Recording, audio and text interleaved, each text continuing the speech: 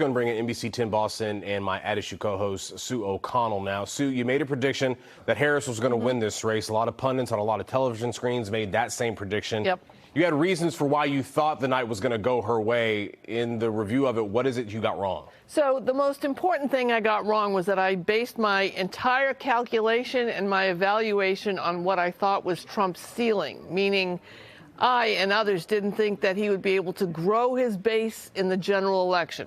Well, obviously he did, and by a substantial margin, and across all the swing states. So Trump started off in a better position than I thought he was in, and Kamala Harris had actually not really been tied with him, it appears, during the summer, but trailing him for a majority of the campaign. Every subsequent evaluation prediction that I made was based on a bad number, and I got it wrong. I got it right if I had done it for Trump, but since I was predicting Harris winning, I got it wrong. So Donald Trump won big. Yep. There's no really other way to put it. The red wave people thought they'd see in 2022. They got it last night. Yep. But probably even when the popular vote, when it's all said and done, what do you think it is that Trump understands about America that so many people don't? Or in another word, why do you think people are buying what Trump is selling to them? There are two messages that I think Trump really communicated to voters. The first was the economy. Now, experts can say until they are blue in the face that our economy is one of the best in the world, one of the best recovered from COVID. All of that is true. But Trump just kept addressing the cost of things we buy every day and blaming the Biden and Harris administration. The second was the issue of states' rights. Now, stay with me on this one for a second. Trump was successful in moving the reproductive and abortion rights issue to the states. People in 7 states voted to expand or protect abortion access while voting for Donald Trump, who has taken credit for causing the problem, overturning Roe v. Wade.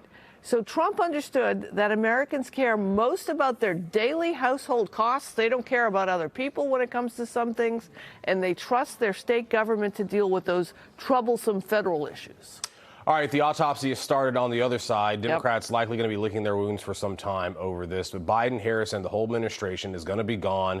Who is now the face of the Democratic Party, or if you want to call it the resistance, we'll call it the resistance. Okay, so while we're speaking here right now, the votes for the members of the House of Representatives are still being counted. Still a chance the Democrats could end up in charge. But either way, Representative Hakeem Jeffries, the Democratic leader in the House, he's going to be the face of the resistance, or the Democrats, again, whatever you want to call them. And right beside him will be Massachusetts Congresswoman Katherine Clark. You're going to see a lot of the two of them over the next couple of years, Corey. Hate to put you on the spot, but if you had to think about the top of the very Democratic Party, who was that person?